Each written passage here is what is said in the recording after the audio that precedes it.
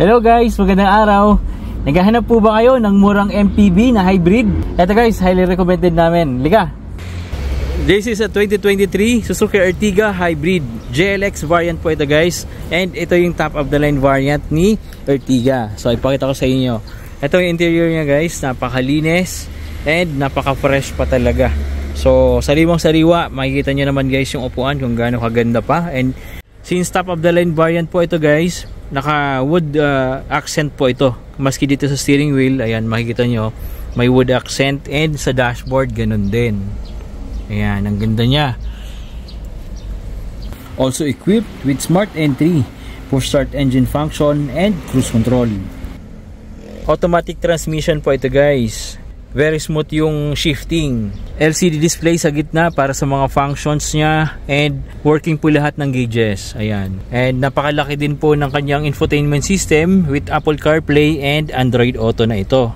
Dito naman sa baba, andito yung kanyang aircon controls. Ayan, with auto climate control function na rin po ito, and may maliit siyang display para sa aircon functions niya. Syempre, since top of the line variant po ito, meron din po itong reverse camera. Ayan, napakalinaw, and syempre meron ding guidelines. So hindi kayo mahirapang umatras. Ayan. Sa interior guys, napakalinis. Maski yung carpet, ayan, makikita nyo po talagang malinis na malinis. 7-seater MPV po ito, and hybrid na. Kaya talaga namang matipid na matipid. Ayan, sa second row seat, very spacious po, and pwede nyo po itong i-fold para ma-access nyo po yung third row seat. Ayan. Syempre guys, dual aircon na rin po ito, kaya komportable yung mga sasakay dito sa second and third row seat.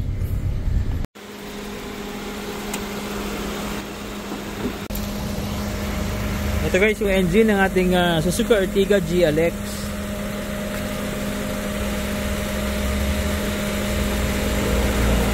Ayun guys, malinis pa po yung langis niya.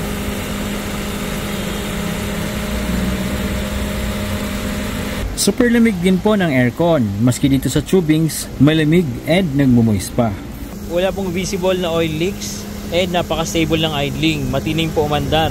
Malinis din po yung engine bay, and in very good running condition po ito. Almost good as new pa po ito guys. Itong unit natin guys, since hybrid po ito, meron na rin siyang auto start stop system. Kapag nag-brake po kayo ng full stop, like for example sa stoplight, kusa pong mag-shut off yung engine. Pero functional pa din yung accessories as well as yung aircon. Then automatically mag-turn on yung engine once binitawan nyo na po yung brake. Ang purpose po nito is to save gas. Mas pina-fuel efficient.